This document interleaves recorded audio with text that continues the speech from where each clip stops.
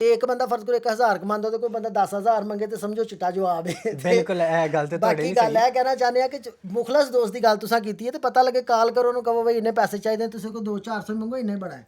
ਚਲੋ 200-400 ਮੰਗ ਲੈਂਦੇ ਆ।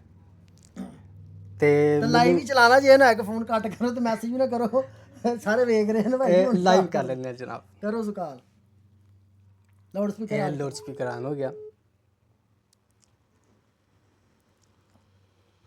ਮੇਰਾ ਖਿਆਲ ਉਹਨੇ ਫੋਨ ਹੀ ਨਹੀਂ ਚੁੱਕਣਾ। ਨਹੀਂ ਫੋਨ ਨਾ ਚੁੱਕੇ ਐਡੀ ਕਿਹੜੀ ਗੱਲ ਹੈ। ਹਾਂ ਉਂਝ ਕਿਧਰੇ ਬਿਜ਼ੀ ਹੋਵੇ ਤੇ ਫਿਰ ਅਲੱਗ ਗੱਲ ਹੈ। ਵੈਸੇ ਫੋਨ ਨਹੀਂ ਛੱਡਦਾ, ਜੇ ਬਿਜ਼ੀ ਹੋਇਆ ਤੇ ਬਾਅਦ 'ਚ ਜਿਸ ਵੇਲੇ ਵੇਖੇ ਤਾਂ ਬਾਅਦ 'ਚ ਕਰ ਲੈਦਾ। अस्सलाम वालेकुम। ਵਾਲੇਕੁਮ ਅਸਲਾਮ ਹਮਜ਼ਾ, ਕੀ ਹਾਲ ਹੈ? ਠੀਕ ਹੈ अल्लाह दा शुक्र है। नहीं तू सुना। ਕਰਮ ਮਾਲਕ ਦਾ। ਤੇ ਕਿੱਥੇ ਵੇ? मैं ते घर बैठे हैं यार। ਯਾਰ ਐਮਰਜੈਂਸੀ ਨਾ ਇੱਕ 500 ਯੂਰੋ ਦੀ ਲੋੜ ਪੈ ਗਈ ਸੀ, ਉਹ ਤੇ ਮੇਰੇ ਬੈਂਕ ਵਿੱਚ ਟ੍ਰਾਂਸਫਰ ਕਰੀ। इस वक्त होनी चाहिए ने। ਹਾਂ ਹੋਣੀ ਚਾਹੀਦੇ ਨੇ। चल ठीक है, मैंने 2 मिनट का टाइम देते इंशाल्लाह हो जाना काम। ਜੀ ਠੀਕ ਹੈ, ਮਿਹਰਬਾਨੀ। ਮੈਂ ਮਿਲਣਾ ਫਿਰ। ਹਾਂ ਖੁਦਾ ਹਾਫਿਜ਼। ਕਰ ਦੇਣਗੇ।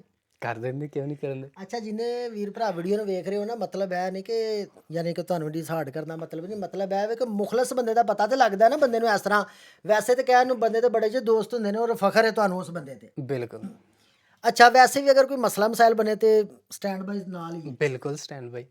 ਵੈਰੀ ਗੁੱਡ ਹੋ ਗਿਆ।